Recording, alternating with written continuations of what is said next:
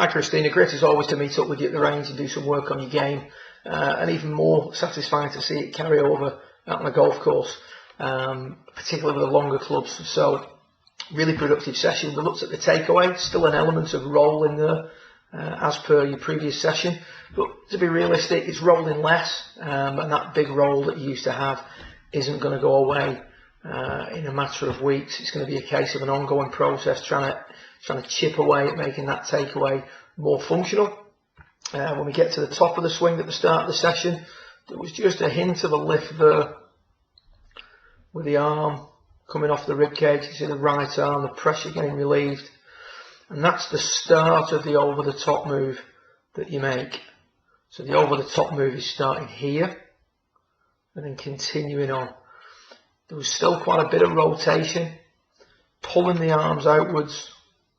As the arms get pulled outwards, the left arm gets pulled out, the right arm starts to straighten, the wrists now uncock, and what we end up with is an impact position where we're quite clear with the body, the radius of the swing is too wide,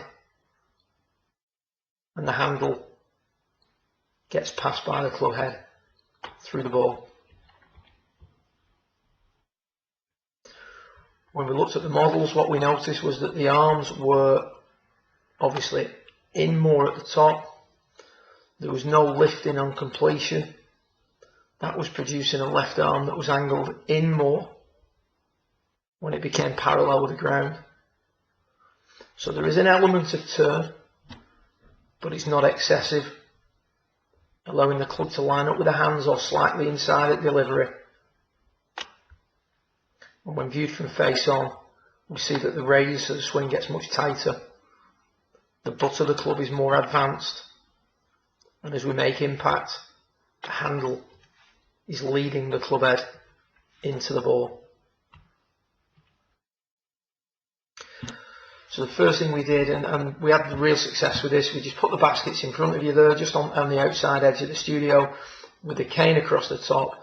And the goal is to feel like you're going to drive the ball beneath that cane. Now, the one thing we said was it didn't matter too much if the ball didn't go beneath the cane. It was just the drill is trying to encourage that sort of move. So we're trying to drive the ball out lower. The first thing we noticed when we did that was the arm swing started to shorten. We see much less lifting, don't see any lifting in fact, as we approach the top. We see a left arm that's angled in much more as we come into the golf ball. So much less rotation.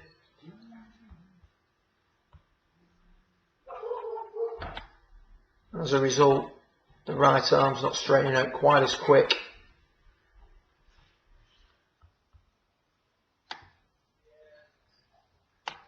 We're not coming across the ball as much.